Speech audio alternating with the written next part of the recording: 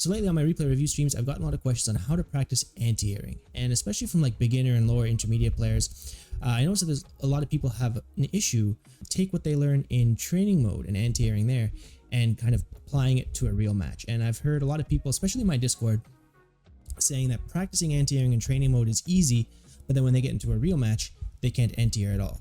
So whenever they say that, I always ask, well, how do you practice your anti-airs? And usually their answer is they go into simple training settings and they do anti-air practice. Now, there's nothing actually wrong with the anti-air practice because, you know, it works. You set it, the opponent will jump, and you anti-air. My only issue with this is that when you're doing this kind of anti-air practice, it's not really something that translates into a real match too well, because your opponent isn't just going to be neutral jumping and then forward jumping at random. Your opponent's going to be doing so many other things like throwing fireballs, drive rush, drive impact, walking forward and back. And that's why I kind of don't like this anti-air practice, because it only really works at like a very beginner level when you're trying to get the mechanics, like the inputs with your hands to match at the timing of the anti-air. So other than like extreme beginner level, I don't think this anti-air practice in the simple training settings is super useful. I think for anti-airs, it's something that you can only practice in a match. It's not something you really learn in training mode, how to anti-air. So my recommendation is actually to go into Battle Hub, and then go into Battle Hub and play with the intent to only ever do anti-air. So you're going to play really like, not lame, but really basic.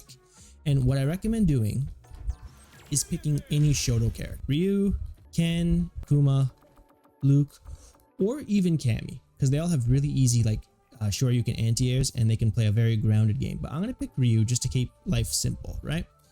And I'm going to play like the most simple game plan ever. And my only goal here is to anti-air. Alright, so Manon. Manon likes to jump, so this is actually a good character to fight.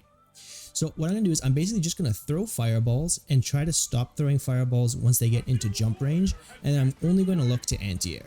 And then the way you should play this is even if you lose the match, it doesn't matter if you lose. If you anti-air, you should chalk that as a win in your mind.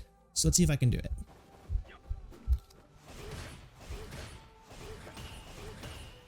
Okay, this person's not jumping. Oh, that was just outside of DP range, so I had to go for that. There we go.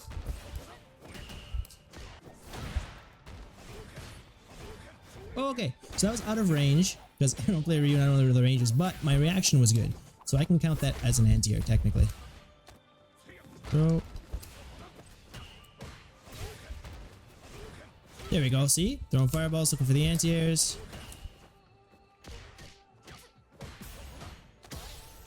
We're gonna jump here. Got it, there you go, see? Just trying to play really kind of basic ground game and then looking for the jump and then reacting to it. Doing this kind of training in Battle Hub is really going to help you out, because you can keep on fighting the same person, get used to their habits, get used to their jump arcs, and then you'll be able to anti-air so much better.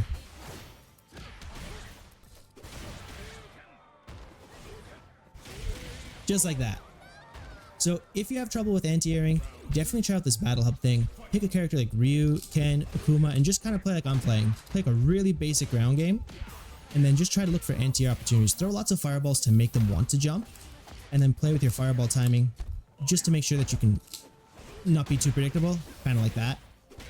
And just create opportunities for yourself to anti-air, and the more you practice that, the easier it's going to become.